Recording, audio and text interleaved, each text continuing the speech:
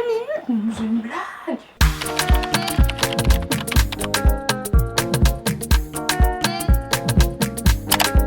Salut tout le monde, c'est Anou. Aujourd'hui on va parler de la deuxième et de la troisième année de médecine, plus communément appelée P2D1. Donc let's go. Alors la P2 c'est l'accomplissement de la PACES. Quand t'as fini ta PACES, que t'as eu ta PACES et que t'arrives en P2, c'est juste merveilleux. Je vous jure, ce sentiment, j'espère que vous allez le vivre, c'est trop bien.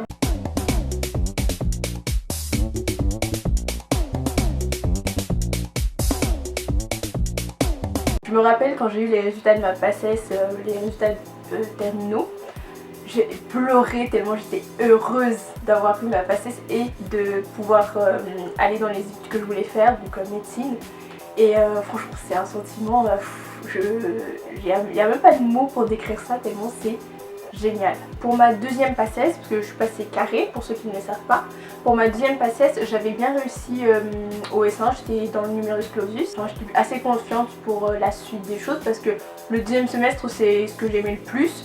Je savais que j'allais m'améliorer un petit peu plus au deuxième semestre et c'est ce qui est arrivé. Franchement je m'inquiétais pas trop, même si bon t'as un petit peu la pression parce que bah voilà quoi, t'as peur de toujours sortir du numérus ou que on sait jamais, tu vois. J'étais un petit peu stressée pour ça mais en vrai ça allait. Bref, du coup après les résultats de PACES, je vais passer le blabla concernant les papiers et tout parce que je l'aime quoi. Si lors de votre PACES vous réussissez bien votre S1 et que vous êtes très bien classé, pensez à faire la vaccination contre l'hépatite B parce que vous en aurez besoin pour pouvoir faire vos stages. Quand j'avais fait la vaccination c'était un petit peu compliqué pour trouver le vaccin, donc je sais pas si maintenant c'est encore le cas, mais je vous préviens quand même au cas où. Si vous avez un bon classement, essayez de vous y prendre un peu tôt, comme ça vous êtes prêts pour l'été au cas où. Bref, petite parenthèse faite, on continue. On commence la P2 par le stage infirmier. Donc stage qui a lieu pendant l'été, soit le mois de juillet, soit le mois d'août, soit le mois de septembre. Dans ma fac, on choisit notre mois de stage en fonction de notre classement. Donc le premier il choisit sa période, le deuxième sa période et sa ville aussi, c'est aussi la ville. Donc la période et la ville, le troisième pareil. Et au fur et à mesure les autres ils prennent ce qui reste. Et du coup moi j'avais choisi ma ville et j'avais choisi le mois d'août. Tu es une semaine ou 4-5 jours avec les aides-soignants et 3 semaines avec les infirmiers. Donc avec les aides-soignants on apprend à faire les toilettes, les lits, choses comme ça, et avec l'infirmier ou l'infirmière on apprend à faire tout ce qui est les gestes, les prises de sang, les perfusions, etc. Ça allait être dans différents services. Moi j'étais aux urgences adultes et franchement le stage était génial. J'ai appris à faire plein de choses, j'ai vu plein de choses. Je sais que certains étaient dans des services où ils pouvaient pas faire grand chose et que c'était pas top quoi pour eux. Mais moi en tout cas j'ai bien profité de mon stage, j'ai appris plein de choses et l'équipe avec qui j'étais tombée était top de chez top. Les infirmiers, les AS, les médecins même, les externes, tout ça. Enfin, tout le monde était vraiment bienveillant avec moi et tout et c'était super cool pour bien commencer dans le milieu hospitalier, un milieu qu'on connaît pas forcément avant. On sait pas trop comment ça fonctionne, avoir une bonne équipe qui prend soin de toi on va dire. Franchement c'est super cool et puis ça motive, ça donne encore plus envie de faire ce métier là quoi. Donc franchement vous verrez plein de choses et puis en même temps vous apprendrez aussi un petit peu votre futur métier en voyant la prise en charge du patient, que ce soit par les infirmiers, par les aides-soignants, par les médecins, etc. N'hésitez surtout pas à demander à voir certains gestes ou à aller avec certains médecins parce que vu que ce sera le stage infirmier, vous serez généralement qu'avec les infirmiers et AS, mais vous pouvez quand même demander au médecin de venir avec eux ou à l'externe de venir avec lui quand il fait l'interrogatoire et l'examen du patient. Donc franchement n'hésitez pas à poser des questions, à montrer que vous êtes intéressé parce que comme ça l'équipe soignante verra que vous vous intéressez vraiment et que vous avez envie d'apprendre, donc ils vont vous apprendre quoi. Mais si vous restez dans votre coin et vous faites rien, vous allez gâcher votre stage et enfin, c'est pas cool pour commencer quoi. Ensuite après le stage infirmier, la rentrée, à part si vous le faites en juillet-août, vous avez encore un petit peu de vacances, mais après ça c'est la rentrée, la reprise des cours. Dans ma fac en P2 c'était cours l'après-midi et en D1, donc en déjeuner c'était cours le matin. Généralement il y avait 4 heures de cours, des fois 2, enfin ça dépendait mais généralement c'était 4 heures de cours. Et en P2 D1 on voit en gros les bases, on voit la cardio, neuro, dermato, nutrition, un peu tout ce qui est de base quoi. Ces matières là on les reverra durant l'externat mais d'une manière différente. Bon, j'en parle pas là mais En gros c'est une continuité des choses, on commence par les bases, après l'externat sera un peu plus technique on va dire. Vous allez faire les cours, mais il n'y a pas que ça. En deuxième et troisième année, c'est aussi le moment de profiter pour faire autre chose que travailler, puisque vous sortez de la PACES, vous avez fait ça pendant 1 an ou 2 ans. C'est le moment où vous pouvez être un peu plus relax, un peu plus tranquille. Profitez-en pour découvrir votre fac déjà, découvrir votre promo. Pour découvrir votre promo, il y aura des soirées, des événements qui seront organisés par les corporations, donc corpo. En gros, c'est le BDE, bureau des étudiants. Ils organisent généralement des soirées, week-ends interpromotionnels, etc. pour que vous puissiez découvrir votre promotion, parce que vous allez être avec eux pendant 5 ans, et aussi pour connaître les autres promos, parce qu'on interagit beaucoup entre promos. Donc ça permet de voir un petit peu comment c'est la fac, de voir avec qui tu vas être, tes futurs collègues, etc. Donc franchement c'est super bien. Mais bon, avec Miss Corona qui est venue dans nos vies, Coronavirus! Coronavirus! I'm telling you, shit is real! Shit is getting real!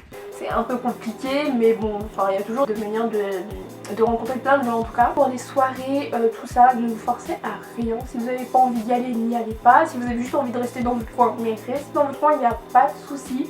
Franchement, aucun jugement. Si par exemple en soirée vous voulez pas faire quelque chose, vous ne le faites pas. Si vous avez pas envie de sortir, il n'y a pas de souci. Vous aurez toujours des gens qui lui ressembleront, donc voilà. Franchement, on trouve de tout. On trouve des fêtards, on trouve des gens qui veulent pas sortir, on trouve des gens entre les deux. Vous trouverez forcément une personne qui vous correspondra. Donc ne vous en faites pas pour ça. Si vous arrivez en P2 et que vous êtes seul, vous allez forcément trouver des personnes qui vous ressemblent et avec qui vous allez créer des liens. Profitez-en aussi pour faire de l'associatif. Vous pouvez faire la corpo, vous pouvez faire le tutorat, je sais pas, la fanfare, plein de choses. Enfin moi j'ai fait durant ma P2 et ma DA, j'ai fait au total 3 associations. Ouais. J'ai fait la corpo, le gala, donc la préparation du gala et le tutorat. Vous pouvez faire de l'associatif en dehors de la faculté aussi, enfin vous avez vraiment beaucoup plus de temps pour faire un peu ce que vous voulez. Vous pouvez juste sortir avec vos potes, voir votre famille, enfin vraiment en profiter pour créer du lien social parce que en PACES c'est pas trop ça. En tout cas c'est le moment de bien vivre, d'être bien entouré, enfin vraiment vous pouvez faire ce que vous voulez, vous pouvez même partir en vacances un petit peu plus souvent, en profiter un peu plus souvent, mais bon, quand même faut bosser. Le plus gros défi je pense en P2D1 c'est gérer sa vie étudiante et en même temps les cours, parce que souvent la vie étudiante elle prend un petit peu le dessus sur les cours, donc on délaisse nos cours etc. Et on préfère profiter parce que vie étudiante quoi. Ce qui est bien avec les cours c'est que dans ma fac en tout cas, je pense que dans les autres facs aussi, il y a un système de Ronéo, donc c'est un binôme qui prend le cours pour toute la promotion. Et comme ça vous n'avez pas besoin de tout le temps aller en cours. Je sais qu'il y en a qui allaient en cours parce que des fois c'est mieux pour apprendre ou juste parce que vous avez envie. Mais si vous vous renseignez auprès de votre faculté, si votre faculté a fait ça, enfin votre corpo, parce que généralement c'est le corpo qui font ça, vous pouvez vous renseigner et vous n'êtes pas obligé d'aller en cours. Les cours magistraux ne sont pas obligatoires, donc ça laisse plus de temps pour faire plein de choses, mais si vous avez envie d'aller en cours, n'hésitez pas. Bon par contre, c'est pas parce que vous êtes en P2D1 que ça va être plus simple que la PACES. Il y en a qui disent ah bah la PACES c'est plus facile, le plus gros effet. Non, c'est du mensonge. C'est pareil, franchement, il y a la même quantité de travail, voire plus. Il faut toujours quand même bien assimiler les cours. Là, c'est votre futur métier. En gros, vous bossez pas pour le concours en P2D1. Mais vous bossez pour acquérir des connaissances qui vous serviront plus tard à l'externat et même après à l'internat et durant votre cursus de médecin. Donc bossez quand même, ne bossez pas que pour vos partiels, il faut bosser pour le futur métier que vous allez exercer durant toute votre vie. Donc ce sont des connaissances de base qu'il faudra toujours avoir pour votre future pratique. Je sais que c'est un peu compliqué en P2D1, on se dit ouais vas-y les partiels, j'ai révisé un petit peu avant et hop, non. Essayez de travailler régulièrement quand même si bon on est tenté par sortir etc. Mais essayez quand même d'avoir un petit rythme de travail pour ne pas être à la fois submergé de travail avant les partiels et à la fois avoir les connaissances de base nécessaires. En tout cas pour les partiels, sont toujours des QCM, donc il y aura toujours les QCM durant toutes les années à venir, ce sera que des QCM. C'est comme ça, bossez vraiment pour vous et pour votre futur métier et non pas juste pour passer les partiels. Ensuite il y a aussi les rattrapages. Si vous loupez la première session de partiel, et ben vous avez les rattrapages qui se passent durant l'été et donc c'est la deuxième session. Lorsqu'on loupe la première session, c'est qu'on a eu moins de 10 sur 20. En gros, pour valider, il faut avoir minimum 10 sur 20 à toutes les matières. C'est pas la moyenne des matières qui fait qu'on passe, mais c'est si on a plus de 10 sur 20 à chaque matière. Enfin, je vous conseille de travailler pour ne pas avoir de rattrapage. Moi j'ai eu un rattrapage en P2 et un rattrapage en D1. Enfin, ça reste des matières faciles, mais bon, évitez quand même d'avoir des rattrapages. Ensuite, quand vous allez arriver en P2, vous allez aussi pouvoir acheter votre stéthoscope. Ah là là, quelle galère. Quand on achète son stétho, on est vraiment grave content. Moi j'ai pris un stétho comme ça, bleu Littmann. C'était bleu Caraïbe je crois. Et bref, en gros vous allez aussi vous entraîner à faire les interrogatoires, l'examen clinique lors 2D en petit comité. On était je crois 5 dans mon groupe. Et franchement c'est super, ça permet de bien travailler l'examen clinique, les questions à poser. Franchement, trop bien. Ensuite en P2D1 il y a aussi des stages. Pour la deuxième année c'est stage de chirurgie et pour la troisième année c'est le stage de médecine et d'imagerie. En P2, mon stage de chirurgie je l'ai fait en ORL et franchement j'ai grave kiffé ce stage. J'ai vu plein de trucs en chirurgie. Ah j'étais waouh, c'est trop bien et tout. Bon je fais pas grand chose parce que bah c'est juste de l'observation quand t'es au bloc. T'es là, t'es en observation. Mais je me suis habillée en stérile quand même une fois et ça c'était trop bien. Mais bon après j'ai failli tomber dans les pommes. Franchement c'est trop bien même si on fait que d'observer. C'était 4 semaines, 3 ou 4 semaines je crois de stage de chirurgie et il y avait une semaine d'anesthésiologie en même temps. Donc c'était une semaine où on passait avec l'anest. On voyait comment ils préparaient les anesthésions, etc. J'ai beaucoup kiffé la partie chirurgie mais la partie anest pas trop. Enfin pour venir plus tôt au bloc, flemme quoi. 7h30 voire même 7h au bloc, oh c'est trop dur. Bref. Alors on m'a fait qu'on pouvait faire un stage de médecine générale. Donc on allait quelques jours chez un médecin généraliste, on suivait les consultations et puis on faisait ce que nous demandait le médecin. Par exemple moi j'ai fait beaucoup de prises de tension, auscultation, etc. Suivi pour les personnes âgées, il y avait aussi des nourrissons. J'ai eu plein de profils différents et beaucoup de personnes qui sont venues pour des choses différentes. Donc ça permettait de voir beaucoup de choses, de diversifier un peu les choses et de voir ce qu'était en gros le métier de médecin généraliste. Et ensuite mon stage de 3e année, donc j'ai fait un stage en médecine et je l'ai fait en hépato-gastro-entéro. Donc j'étais plutôt dans la partie hépato et franchement j'ai bien aimé. Enfin, on faisait les entrées avec les externes parce que j'étais avec des externes. On faisait les entrées, ils me montraient et tout. Et il y avait une semaine où j'étais toute seule donc je faisais les entrées toute seule. Enfin je faisais un petit peu le boulot d'externe. Mais en 3e année, je faisais l'interrogatoire du patient, je l'auscultais, je faisais l'examen clinique, etc. Et après, directement, je faisais l'OMH, donc observation médicale hospitalière. Je sais jamais les sigles, moi. C'était toute l'anamnèse du patient, enfin tout le récapitulatif, donc ses antécédents, pourquoi il était là, toutes les informations pour pouvoir après présenter le cas à l'interne. J'avais commencé en fin février. Et donc j'ai pu faire 3 semaines de stage, mais après Miss Corona a débarqué dans nos vies, le confinement a débarqué dans nos vies et j'ai pas pu finir mon stage.